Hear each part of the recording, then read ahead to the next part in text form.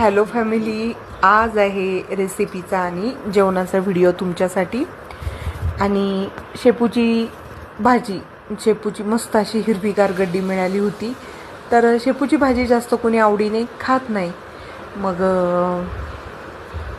एक आयडिया केली आणि मी कायमच बनवत असते, पण आज तुमच्यासोबत व्हिडिओ शेअर करते. तर आज बनवतोय शेपूच्या वड्या. जसं कोथिंबीरच्या वड्या करतो ना आपण, कोथिंबीर आळू, तशा शेपूच्या वड्या बनवते. तर तुमच्या घरात जर कोणी शेपूची भाजी आवडीने खात नसतील तर या पद्धतीने शेपूच्या वड्या नक्की करून बघा. खूप छान कुरकुरीत होतात. शेपू मस्त कापून स्वच्छ धुवून घेतली आहे. त्यात टाकला हळद आणि हिंग आणि थोडासा ओवा असा थोडा हातावर क्रश करून टाकला. काय होतं, काही घरामध्ये ना शेपू अगदी आवडीने खाल्ली जात नाही, पण शेपू खाणं चांगलं असतं. माझी पण मुलं जास्त खात नाही शेपू आवडीने. मला आवडती शेपूची भाजी. तर मग म्हटलं आता वड्या बनवूया, म्हणजे खाल्ल्या जातील. आणि छान हिरवीगार मस्त शेपू मिळाली होती. तर मग ओवा टाकला, तीळ टाकला, हळद हिंग टाकली आणि त्यामध्ये टाकून घेते 3 मोठे चमचे बाजरीचं पीठ आणि 3 मोठे चमचे बेसन पीठ. आता काही जण फक्त बेसन पीठ वापरतात आणि काही जण फक्त बाजरीचं पीठ वापरतात. पण बाजरीचं पीठ जे आहे ना, त्याच्यामुळे खमंगपणा येतो, कुरकुरीतपणा येतो आणि बेसनमुळे एक जीव असं छान होतं, वड्यासारखं. आपल्या आळूच्या वड्या जसं बनवतो त्या टाईपमध्ये. तर आता हे जे वाटून घेतलं ना मिक्सरमध्ये, त्यामध्ये आहे हिरवी मिरची, लसूण आणि जिरं. असं बिगर पाणी न वापरता तसंच ओबडधोबड वाटून घेतलं आहे.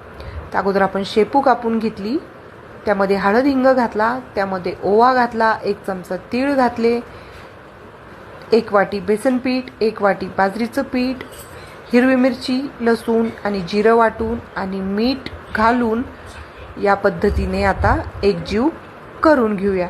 तर असं एकदा चेक करून बघायचं. यामध्ये डायरेक्ट पाणी ओतायचं नाही. शेपूला पाणी सुटतं. आपण जे धुवून घेतलेले असते ना, तर त्यामध्येच ते व्यवस्थित एकजीव होतं. वेगळं पाणी वापरायचं नाही, पीठ पातळ करायचं नाही. आता मी काय केलं, जे मिरची वाटलेलं भांडं होतं ना आपलं मिक्सरचं, त्यामध्येच थोडंसं पाणी घातलं आणि टाकून घेतलं त्यामध्ये. तर मला आता जरा यामध्ये असं वाटतंय की थोडंसं पीठ अजून टाकलं पाहिजे. असं थोडंसं चेक करत चालायचं आणि नंतर पीठ टाकायचं. एकदम पीठ टाकायचं नाही. तर आता यामध्ये पुन्हा मी थोडंसं बेसन टाकून घेते. आता जरा कमी वाटते कारण एकजीवपणा आलेला नाही आहे त्याला, त्यामुळे आता परत थोडंसं बेसन टाकून घेते. आणि खूप छान लागतात या वड्या. अगदी लक्षात पण येत नाही की या शेपूच्या वड्या आहेत म्हणून. असं वाटतं की कोथिंबीरच्याच वड्या आहे. तर सहसा आवडीने नाही खाल्ली जात ही भाजी एवढी. आणि आमच्या घरात मला आवडते, शिवराजला आवडते, बाकी एवढी काय खास कुणाला आवडत नाही. मग अशा वड्या केल्या की मस्त खाल्ल्या जातात आणि लक्षातही राहत नाही की शेपू होती म्हणून.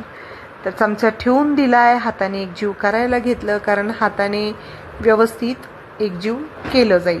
आता वाटलंय थोडंसं पुन्हा पीठ घ्यावं तुम्हाला, तर मग पुन्हा घ्या. आणि अशा कन्सिस्टन्सीचं झालं पीठ तुमचं एकजीव गोळा. एकदम 5 मिनिटामध्ये होतात, काही जास्त वेळ लागत नाही. आणि ज्या चाळणीमध्ये आपण शेपू धुवून घेतली होती ना, त्याच चाळणीला थोडंसं तेलाचा हात लावून घ्यायचा आणि लगेच त्यामध्ये शेपू. आता इथे 2 प्रकार आहे. काही जण असे रोल करून टाकतात, मुटकुळे असतात ना, तर असे रोल करून टाकतात. आणि काही जण असे थापून. तर मी या पद्धतीने थापून, कारण मला चौकोनी पीसेस बनवायचे वड्यांचे, त्यामुळे मी या पद्धतीने लावते. आता इथे तुम्ही रोल करा आणि चाळणीमध्ये असे रोल ठेवा, जसे आळूची वडी लावतो तुमच्या पद्धतीने, तुम्हाला जसं हवं असेल तसं. पण मी रोल नाही करत, मी असं या पद्धतीने एकसारखं थापून लावते. मग नंतर कट करून अशा चौकोनी वड्या पाहिजे असतात ना, त्यामुळे मी असं करते. तुम्हाला हवं तर तुम्ही याच पद्धतीने करा किंवा रोल केले तरी छोटे असे तरी चालेल.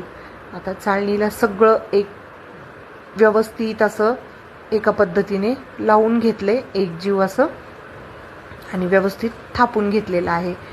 आणि खूप छान आणि इतक्या चविष्ट लागतात ना या वड्या.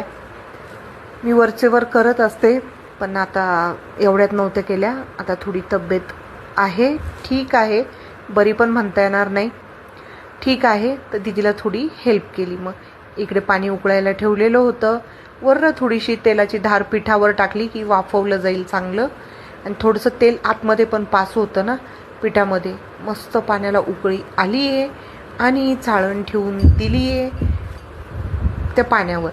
आणि आता आपल्याला याच्यावर झाकण ठेवायचं आहे आणि 10 मिनटं मोठ्या फ्लेमवर मोठा गॅस करून वाफवून घ्यायच्या आहे वड्या. पूर्ण असं पॅक बसलं असं झाकण ठेवायचं. माझ्याकडे स्टीमर आहे पण ते वरती ठेवलेलं आहे, इडली मेकर. ते स्टीमरचं पण काम करतं, मग ते पुन्हा काढा वापरा, ते खूप वैताग येतो. त्यामुळे मी असंच उकडायला टाकलं. आणि 10 मिनटानंतर 10 ते 15 मिनटानंतर चाकू टाकला. असा चाकूला पीठ लागत नाही आहे, चाकू चांगला निघतोय असं बघून टाकून हे करायचं, चेक करायचं. गॅस बंद केला आहे आणि वड्या आपल्या मस्त आता थंड होऊ द्यायच्या, पूर्ण गरम गरम कापायच्या नाही, नाहीतर मग एकदम गिचगिच होते, असं म्हणजे तुटतात त्या, व्यवस्थित कापता नाही येत. पूर्ण वाफ जाऊ द्यायची आणि थंड होऊ द्यायच्या.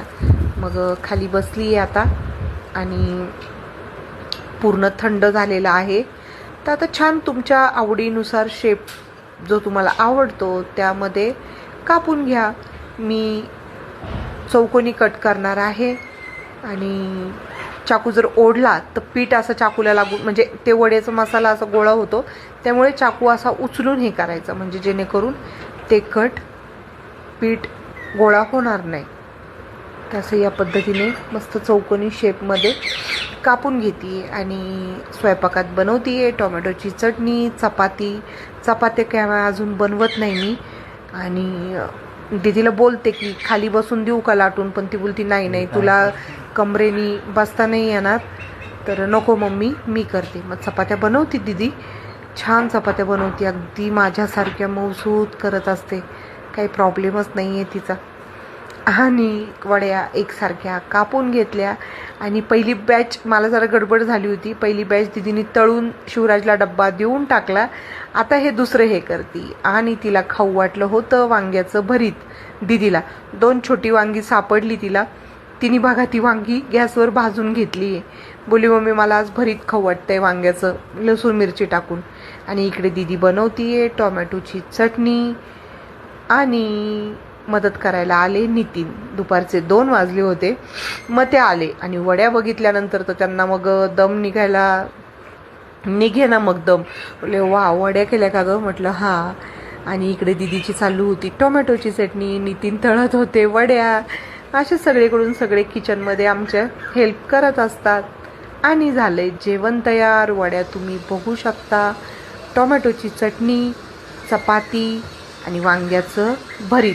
वांग्याच्या भरीतमध्ये फक्त आम्ही थोडी लसूण आणि मिरचीचा तडका देतो, शिजवत नाही ते भरीत, कारण वांगं भाजून घेतलेलं असतं. कच्ची कोथिंबीर कापून टाकायची आणि मस्त व्हेज थाळी. आज गुरुवारमुळे आणि सध्या मला नॉनव्हेज खाऊ वाटत नाही आहे ऑपरेशन झाल्यापासनं.